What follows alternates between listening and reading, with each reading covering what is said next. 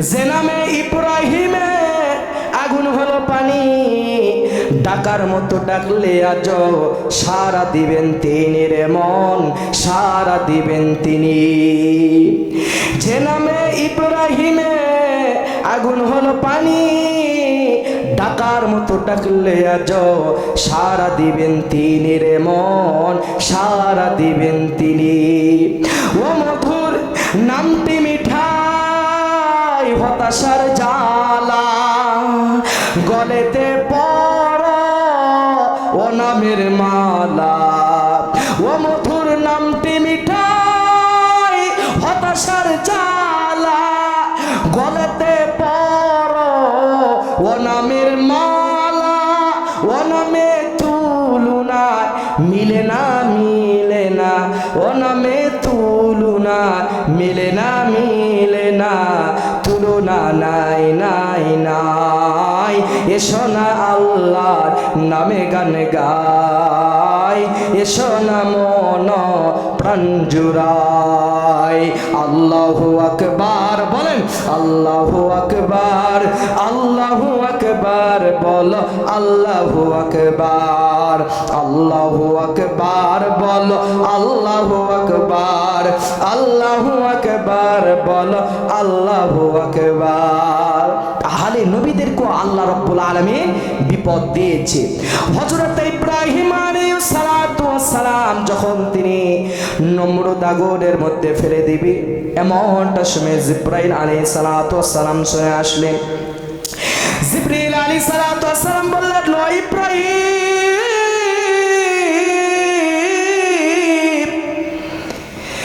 তুমি বলো আগুনকে আমি নিমিষের মধ্যে আমি নিমিয়ে দিব, তুমি একবার বলো আমি নিমিয়ে দিব। ইব্রাহিম বললে, আমি যেই প্রভুর ইবাদত করি, আমি যে আল্লাহর ইবাদত করি, ওই আল্লাহকে দেখেন না?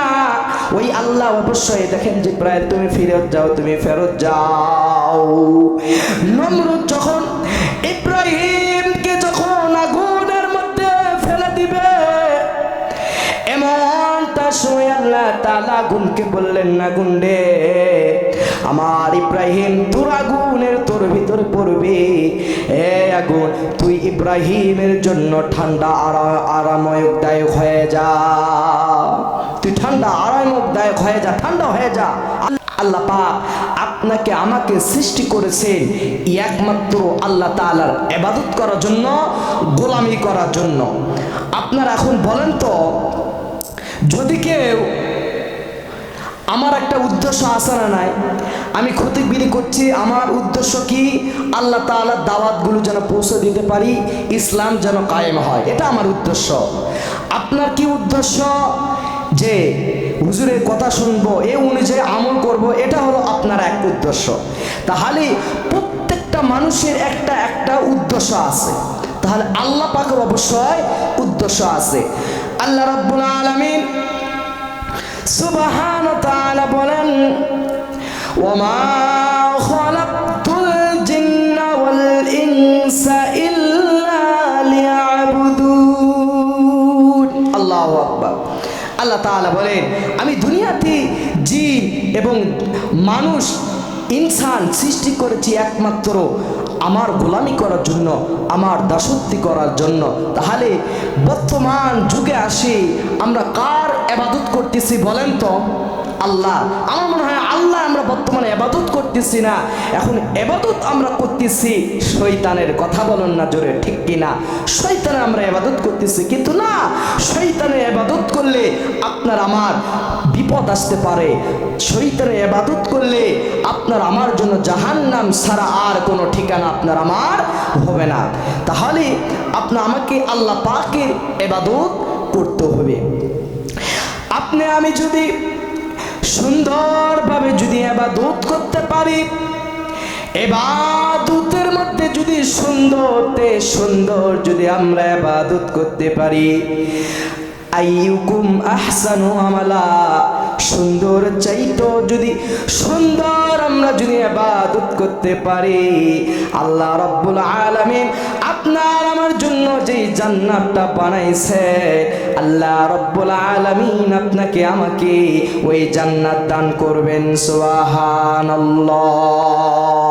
তাহলে সুন্দর চাইতো আমল সুন্দর করতে হবে। সম্মানিত উপস্থিতি, আল্লাহ পাক আপনাকে আমাকে সুন্দর করে সৃষ্টি করেছে।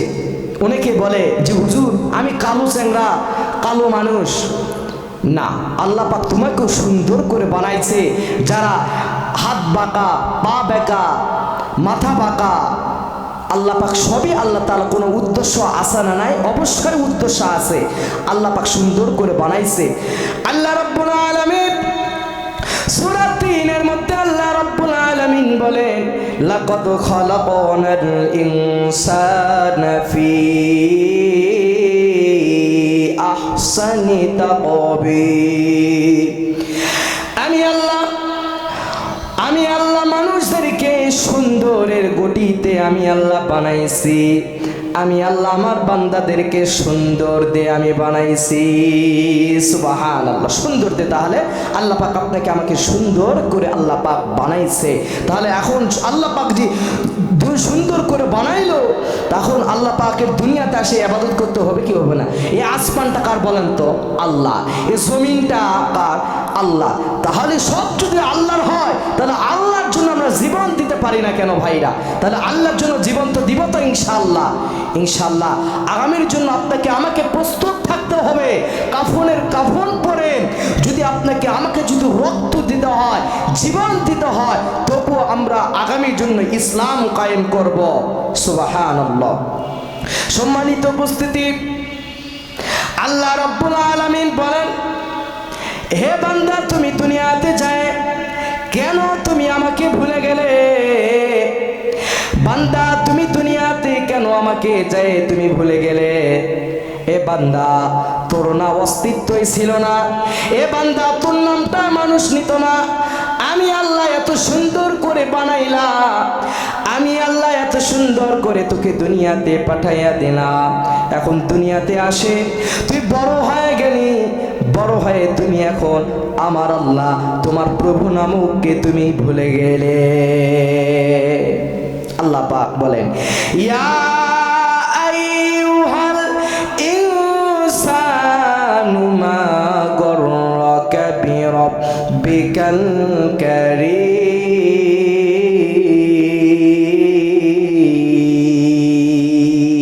আল্লাহু আকবার। আল্লাহ পাক রব্বুল আলামিন বলেন, হে বান্দা তোমরা দুনিয়াতে কি এমন জিনিস পাইলে, দুনিয়াতে কি তোমরা পেলে, তোমার প্রভুকে তুমি ভুলে গেলে, তুমি আল্লাহকে ভুলে গেলে, দুনিয়াতে তুমি কি পেলে? এই জন্য কবি বলে, যখন তোমার কেউ ছিল না তখন ছিলাম আমি আল্লাহ, এখন তোমার সব হয়ে গেছে, পর হয়েছি আমি আল্লাহ। কিন্তু বান্দা শোনে থাক, বান্দা শোন, যখন তোর মৃত্যু হয়ে যাবে, তোর দুনিয়াতে চিরস্থায়ী জীবনটা আমি আল্লাহ দান করি নাই। আল্লাহ রাব্বুল আলামিন বলেন, আফা হাসিবতুম আন্নামা খালাকনাকুম আবাসাও ওয়া আন্নাকুম ইলাইনা লা তুরজাউন। আল্লাহু আকবার। আল্লাহ রাব্বুল আলামিন বলে, বান্দা তোকে আমি অনর্থক সৃষ্টি করি না, বান্দা তোকে আমি অনর্থক সৃষ্টি করি না, দুনিয়াতে তোকে অনর্থক সৃষ্টি করে আমি বানাই না। আমার উদ্দেশ্য আছে বান্দা, তোকে আবার এই দুনিয়া থেকে পরকালে, তোকে আবার এই দুনিয়া থেকে পরকালে তোকে আবার পাড়ি দিতেও হবে। কিন্তু তুই আল্লাহকে ভুলে গেলি, কিন্তু একসময় তোর আল্লাহ আপন হয়ে যাবে। আল্লাহু আকবার। আল্লাহ আপন হয়ে যাবে। তাহলে যখন তোমার কেউ ছিল না তখন ছিল আল্লাহ। মুসলমান ভাইরা, এখন তোমার সব হয়েছে, আপন করে নিতে হবে। তারপর আল্লাহকে, তোমরা যদি আল্লাহকে আপন করে নিতে পারো, আল্লাহ রাব্বুল আলামিনকে যদি তোমরা ভালোবাসতে পারো, তাহলে আল্লাহ রাব্বুল আলামিন তোমাদেরকে ভালোবেসে আল্লাহ রাব্বুল আলামিন তোমাদেরকে জান্নাতুল ফেরদাউস নসিব করে দিবেন। সুবহানাল্লাহ। এই দুনিয়ার কষ্টের জায়গা, এই দুনিয়াতে কাফেরদের বেঈমানদের সুন্দর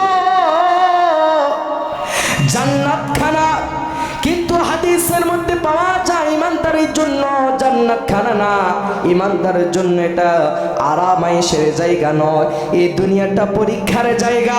কেউ যদি পরীক্ষায় পাশ করতে পারে, মনে করেন আপনার ছাত্র স্কুলে প্রতিদিন স্কুল করে কিন্তু পরীক্ষার সময় যদি সুন্দরভাবে পরীক্ষা দিতে পারে, সুন্দর যদি পরীক্ষা দেয়, রেজাল্টটা যদি পাস করে, তাহলে তিনি খুশি হবে, স্যার তাকে পুরস্কার দিবে।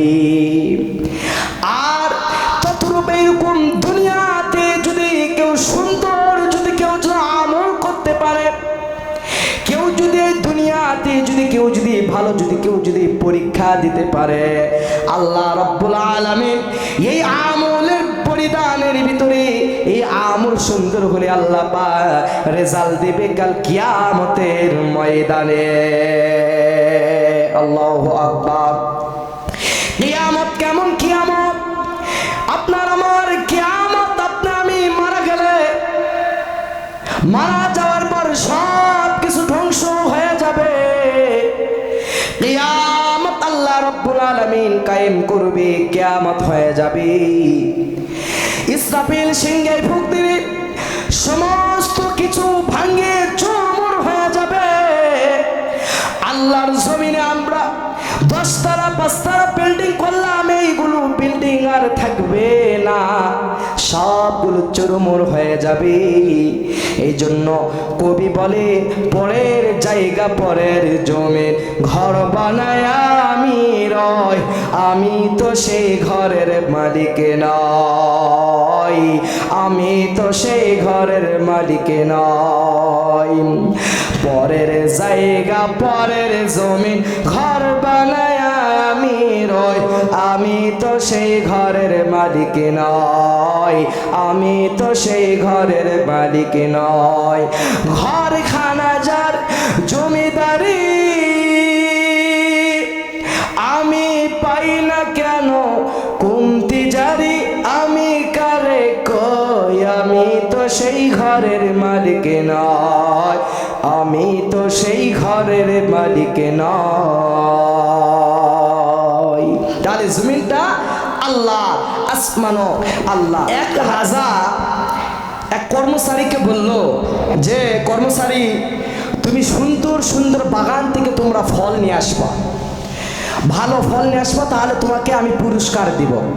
তবে শোনো কর্মচারী, তুমি যখন বাগানে ঢুকবা, যে রাস্তাতে যাবা ওই রাস্তাতে ফেরত আসতে পারবা না, যেটাতে যাবা আর পরবর্তী তুমি আসতে পারবা না, কিন্তু তবে ভালো ফল তোমাকে নিয়ে আসতে হবে। রাজার কথা শুনে কর্মচারী এবারে বাগানে শুরুতেই ঢুকলো। বাগানে শুরুতেই ঢুকে দেখতেছে সুন্দর সুন্দর ফল, সুন্দর সুন্দর কত আপেল, সুন্দর সুন্দর কত কমলা, সুন্দর সুন্দর কত ফলমূল।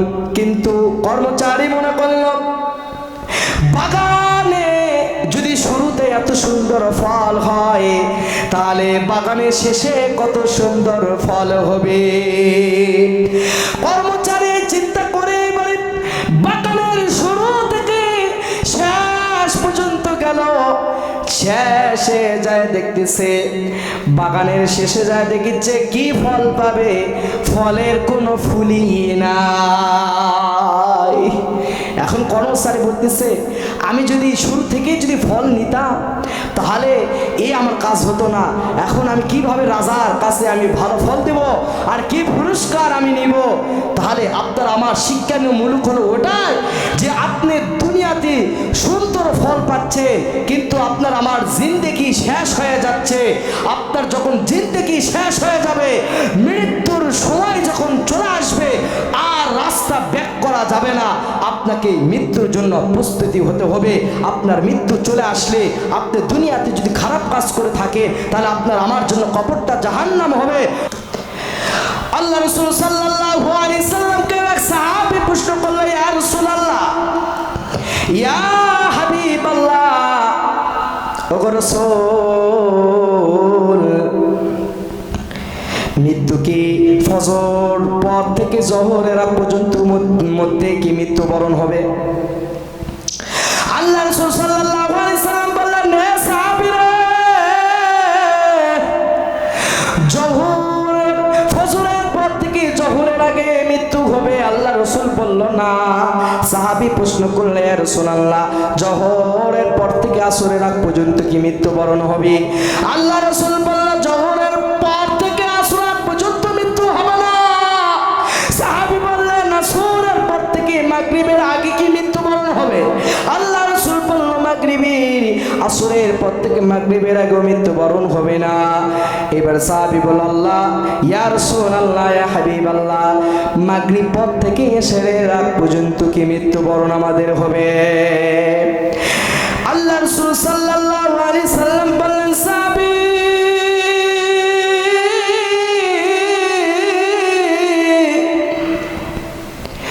ফজর পর থেকে জোহর, জোহর থেকে আসর, আসর থেকে মাগরিব, মাগরিব থেকে এশা, এই সময়ের মধ্যে মৃত্যুবরণ হবে না।